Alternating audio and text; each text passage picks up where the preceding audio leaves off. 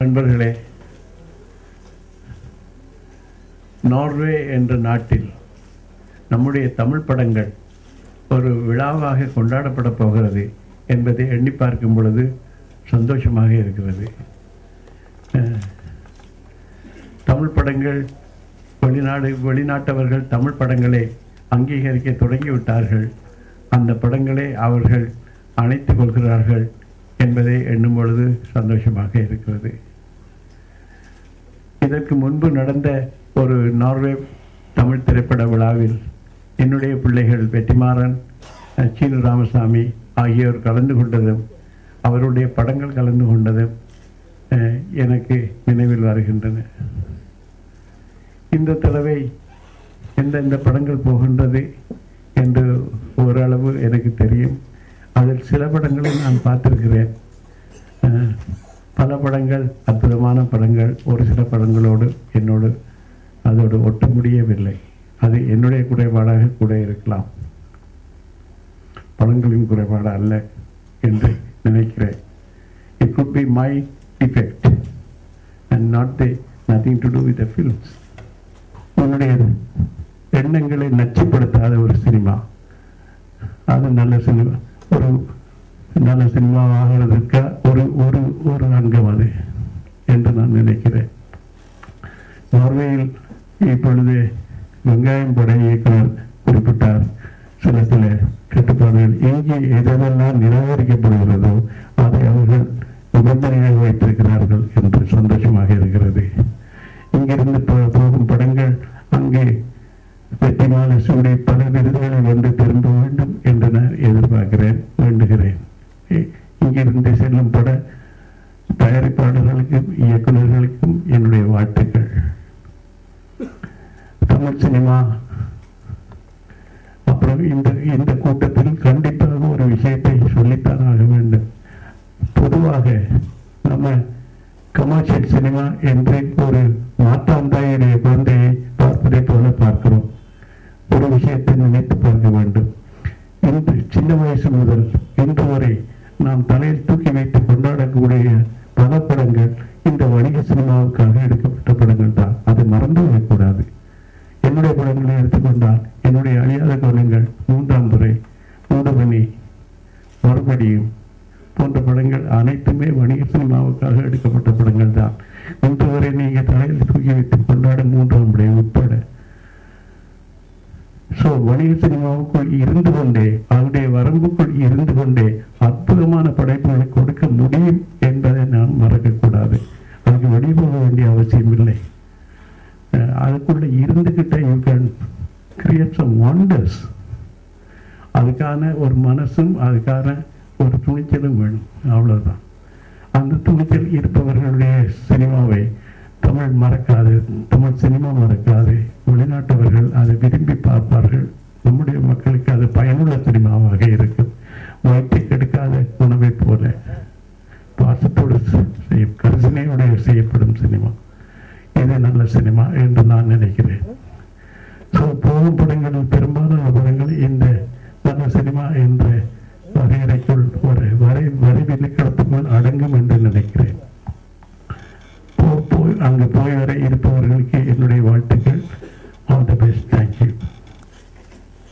ஒரு படத்தை வெளியிடவே ரொம்ப போராட வேண்டிய நேரத்தில் ஒரு போட்டியில் கலந்து கொள்வதற்கான வாய்ப்பை வழங்கி இருக்கிறார்கள். ரொம்ப நன்றி. ஏன்னா இப்போ உச்சநீதிமன்றம் முதல் 10ஆம் தேதி மீண்டும் வெளியாகிறது.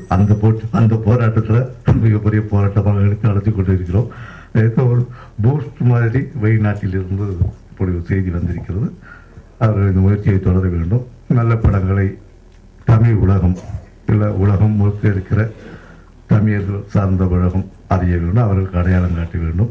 இந்த முயற்சியில் அவர்கள் வெற்றி பெற வேண்டும். எங்களுடைய முழு ஒத்துழைப்பு. நன்றி. சார் சொன்ன மாதிரி ஒரு படம் எடுக்கிறது எவ்வளோ கஷ்டமோ அதை ரிலீஸ் பண்ணுறது அதை விட கஷ்டமாக இருக்கு.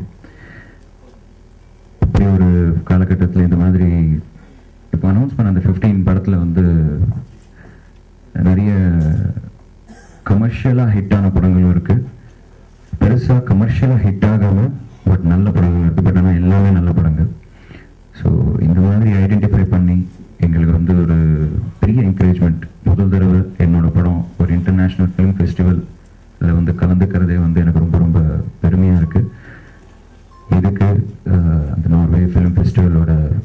சார் நான் பார்த்ததில்லை. But I wish him, I thank him a lot.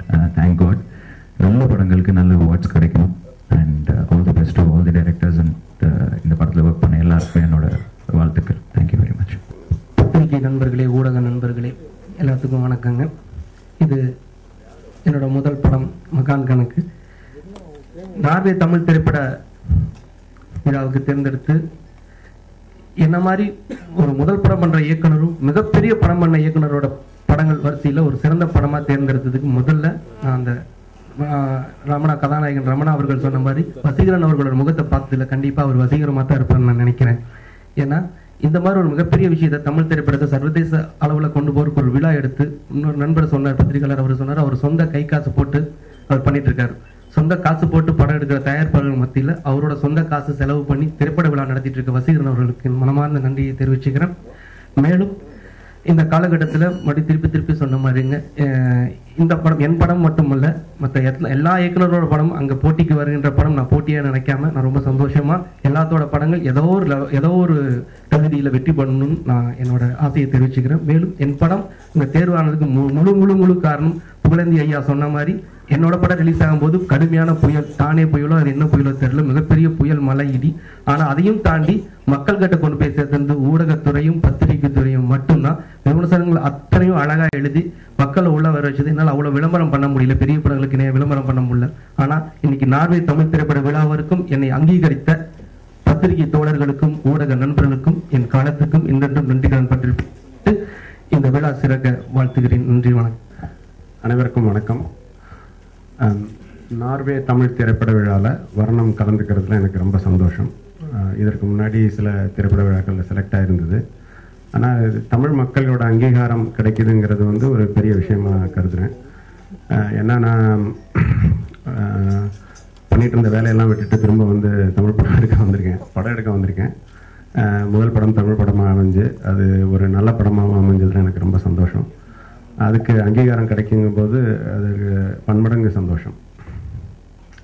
தவிர இந்த லிஸ்ட்டை பார்க்கும்போது இந்த மாதிரி பல பெரிய டைரக்டர்ஸோட நம்ம படமும் இருக்கிறதுல வந்து அது ஒரு பெரிய பெருமையாக தான் நினைக்கிறேன். இந்த விழா வந்து இப்போ 3 வருஷம் ஆயிருக்குங்கிறாங்க. இப்போயே வந்து நார்வேல நடக்கிற விழாவுக்கு வந்து மெட்ராஸில் நம்ம ப்ரெஸ் மீட் வைக்கிறோம். ஸோ இதே மாதிரி இது வளர்ந்து அந்த சர்வதேச திரைப்பட விழாவா தமிழர்கள் இருக்கும் இடங்கள் எல்லாத்துலேயும் சென்னை மட்டும் இல்லாமல் மற்ற இடங்கள்லையும் படங்கள் எடுக்க ஆரம்பிக்கணும். அது நடக்கிற மாதிரி தெரியுது. ஏன்னா கனடாவில் ஒரு படமும் ஃப்ரான்ஸில் ஒரு படமும் எடுத்திருக்காங்க. அது வந்து அங்கே இருந்தவங்க எடுத்திருக்காங்கன்னு நினைக்கிறேன், எனக்கு தெரியல அது. பட் அது வந்து நிச்சயமாக நடக்கும். நார்வே தமிழ் திரைப்பட விழா, the group for nominating Aranyagandam, which has been produced by S.P. Charana in the banner of Capital Filmworks India Private Limited. And I take at this juncture, I would like to thank one and all media, technicians, artists who have been a great support and have extended the entire support to the team for the grand success of the film. Thank you very much. மிக முக்கியமான தருணம் இது. குறிப்பாக கடந்த கால உழைப்புக்கு அங்கீகாரமும் வருங்கால உழைப்புக்கு அஸ்திவாரம் அமைத்து கொடுக்கிற இதை போன்ற விழாக்களை நான் மிகவும் மரியாதையுடன் கவனிக்கிறேன், பார்க்கிறேன். குறிப்பாக இந்த நார்வே திரைப்பட விழாவிற்கான விண்ணப்பங்களில் அதன் விதிமுறைகளை படிக்கும் பொழுதே மிகவும் மகிழ்ச்சியாக இருந்தது. என்னவென்றால் தமிழ் மக்களின் வாழ்வை பறைசாற்ற வேண்டும். அடுத்த பாயிண்ட், தமிழ் மக்களுடன் கலையை பிரதிபலிப்பதாக, கலையை மக்களுக்கு எடுத்துரைப்பதாக இருக்க வேண்டும். அடுத்த பாயிண்ட், சமூக விழிப்புணர்வை ஏற்படுத்தக்கூடிய வகையில் அமைந்திருக்க வேண்டும் என்பது அதனுடைய விதிமுறைகளாக இருந்தது. இங்கு எந்த விதிமுறைகளில் எந்தெந்த பாயிண்ட் எல்லாம் இங்கு புறக்கணிக்கப்படுமோ அதையெல்லாம் அவர்கள் தேவை என்று கேட்ட பொழுதே மிகவும் ஆனந்தமாகவும் மகிழ்ச்சியாகவும் இருந்தது. இதில் வந்து நர்த்தகின ஒரு படம் 2010 ரிலீஸ் பண்ணேன். பட்டு எல்லா பட விழாக்கும் நான் அமைச்சிருந்தேன் அதை. பட் இப்போ தான் நார்வே குழு மட்டும்தான் அதை ஒரு படமாக செலக்ட் பண்ணதுக்கு அந்த குழுவுக்கு ரொம்ப நன்றி கடமைப்பட்டிருக்கேன். ஏன்னா இது என்ஆர்ஐ பண்ண படம், அவங்களுக்கு ஒரு பெரிய இது ஒரு அங்கீகாரம் கிடைக்குன்னு சொல்லி தான் இந்த அளவுக்கு செலவு பண்ணி ஒரு டிரான்ஜெண்டர்ஸை வச்சு இது வரைக்கும் அந்த மாதிரி ஒரு படம் வந்ததில்லை நான் நினைக்கிறேன். பட் அந்த மாதிரி ஒரு படம் பண்ணி இந்த விழாவுக்கு ஃபஸ்ட்டு செலக்ட் பண்ணதுக்கு நார்வே குழுவுக்கு ரொம்ப நன்றி சொல்லி கடமைப்பட்டிருக்கேன். நானும் என்னுடைய எஸ்ஜி ஃபிலிம் சார்பாகவும் நன்றி சொல்லிக்கிறேன். ப்ளஸ் இதே மாதிரி நல்ல படங்கள் வந்து இந்தியாவில் இருக்கிறவங்களுக்கு இது ஒரு இதே நான் இங்கே வந்திருக்க எல்லா படங்களுக்கும் சொல்கிறேன், இந்தியாவில் இருக்கிறவங்களுக்கு இது ஒரு படங்களை நம்ம செலக்ட் பண்ணதுக்கு அவங்களுக்கு இங்கே மேக்ஸிமம் வந்து ரெக்கமெண்டேஷன்லேயே படம் எல்லாமே செலக்ட் பண்ணிகிட்டு இருக்காங்க. இதான் இன்றைக்கி நடந்துட்டு இருக்கு. அதாவது நல்ல படங்கள் எல்லாமே ரெக்கமெண்டேஷனில் போயிட்டுருக்கு. நல்ல படங்களை செலக்ட் பண்ணுறதில்ல. நம்ம இந்தியாவில் இருக்கிற எந்த அவார்டு கமிட்டி எடுத்தீங்கனாலும் அப்படி தான் நடந்துகிட்ருக்கு. பட் அது இல்லாமல் ஒரு இன்டர்நேஷ்னல் லெவலில் போய் இந்த மாதிரி சின்ன சின்ன படங்களுக்கு இந்த மாதிரி நல்ல வரவேற்பு கொடுத்ததுக்கு நார்வே குழுவுக்கு ரொம்ப நன்றி சொல்லணும்னு நம்ம எல்லாருமே. அதே மாதிரி இனி மேலும் இந்த மாதிரி நிறைய படங்கள் எடுக்கிறதுக்கு நல்ல ப்ரொடியூசர்ஸ் ப்ளஸ் நல்ல டெக்னீஷியன்கள் நிறைய பேர் இருக்காங்க. நம்ம தமிழ்நாட்டை பொறுத்த வரைக்கும் நல்ல கதைகளை வச்சு பெரிய சின்ன படங்கள் சின்ன பட்ஜெட்டில் நல்ல படங்கள் பண்ணி அவார்டு வாங்கணும். ப்ளஸ் இது ஒரு மெசேஜாக இருக்கணும் எல்லாருக்கும்னு சொல்லி பண்ணக்கூடிய டைரக்டர்ஸு டெக்னீஷியன்ஸு இன்றைக்கி வந்து வேர்ல்டு லெவலில் எடுத்துட்டிங்கன்னா ஹாலிவுட்டை விட நம்ம மிஞ்சிற அளவுக்கு நம்ம டெக்னீஷியன்ஸ் இருக்காங்க. இங்கே வந்து இந்த மாதிரி விழா நடத்திட்டு இருக்குன்னு நினைக்கும் போது ரொம்ப சந்தோஷமாக இருக்குது.